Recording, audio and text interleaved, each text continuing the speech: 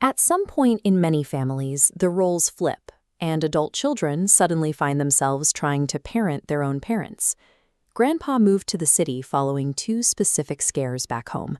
He double-dosed his medication, and shortly after, he lost the path back to his own front door. Vidya's answer to this decline is a half-joking wish for vitamin M, a magical memory pill that would solve her father's health problems in a single swallow. But in her rush to protect him, Vidya makes a critical error.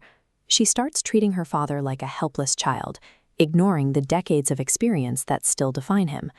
By viewing her father only as a set of symptoms to be managed, Vidya has effectively stripped away his dignity before he even walked through the door. Before heading to the office, Vidya gives her young son Ravi a strict mandate. He is to act as his grandfather's warden. Under no circumstances is the old man allowed out of his sight. The conflict sparks almost immediately. Grandpa announces he is going down to the corner shop to buy a Tamil newspaper, fully expecting his independence. Ravi is suddenly trapped between his mother's ironclad rules and his grandfather's pride. Ravi figures out a compromise. He tells his grandfather he can go alone, but secretly decides to tail him.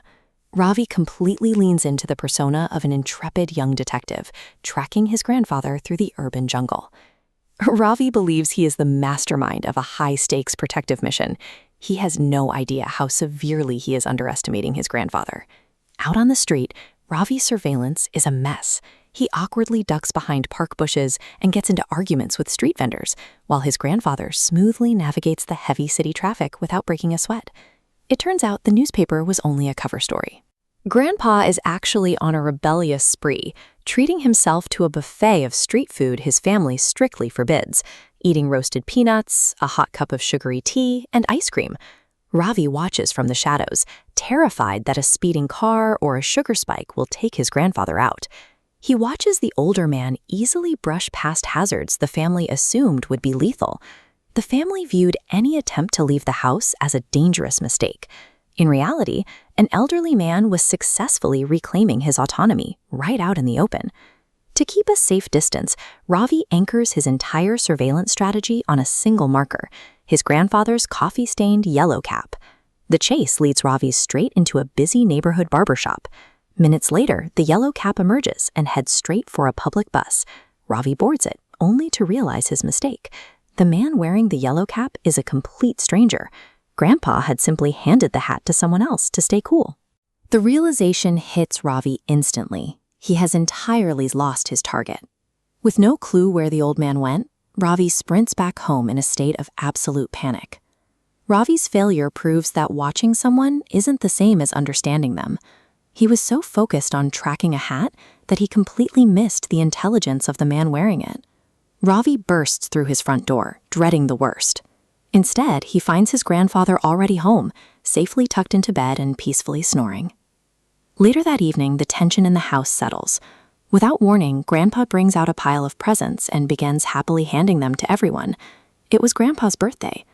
Vidya, who spent weeks wishing for a way to fix her father's memory, had completely forgotten the date.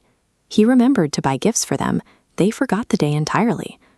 Vidya's obsession with a medical cure for her father's forgetfulness blinded her to her own failure to remember the person right in front of her. Then, Grandpa turns to Ravi and hands him his present.